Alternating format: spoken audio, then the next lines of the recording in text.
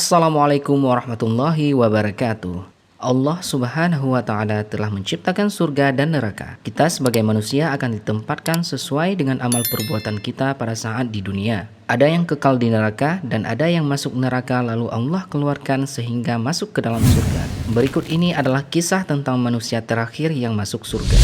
Rasulullah SAW menceritakan tentang orang yang paling terakhir keluar dari neraka atau orang yang paling terakhir memasuki surga. Rasulullah SAW bersabda, "Sesungguhnya aku tahu siapa orang yang paling terakhir dikeluarkan dari neraka dan paling terakhir masuk ke surga, yaitu seorang laki-laki yang keluar dari neraka dengan merangkak.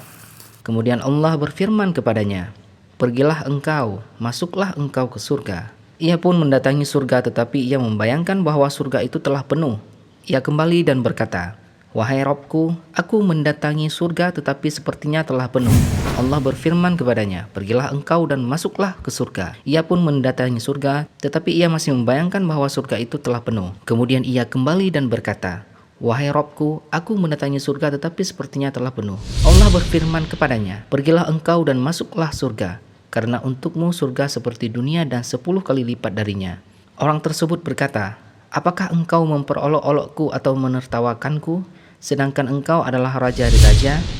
Ibnu Mas'ud radhiyallahu anhu yang mendengarkan hadis ini langsung dari Rasulullah SAW. Beliau berkata, "Aku melihat Rasulullah SAW tertawa sampai tampak gigi geraham beliau. Kemudian beliau bersabda, 'Itulah penghuni surga yang paling rendah derajatnya.' Kemudian Allah Subhanahu wa Ta'ala memperlihatkan kepadanya sebuah pohon. Orang ini selalu melihat siksaan neraka. Saat itu dia memohon kepada Allah agar mengizinkannya bernaung di pohon itu. Dia berkata, 'Wahai Allah, saya ingin pohon itu.' Lalu Allah berkata, 'Apakah kamu menginginkan yang lain?' Dia menjawab, 'Tidak ya Allah, saya hanya minta pohon itu saja.' Maka dibawalah dia ke pohon tersebut sehingga dia mengira dirinya adalah orang yang paling besar nikmatnya dari Allah. Sesaat dia menikmati pohon itu, maka Allah perlihatkan pohon berikutnya, yaitu pohon yang di bawahnya ada air. Dia pun mulai tergoda lalu dia meminta pohon yang ada air kepada Allah. Lalu dia berjanji hanya menikmati pohon dan airnya saja. Maka Allah berikanlah nikmat tersebut kepadanya. Kemudian dia minum dan bernaung di pohon itu.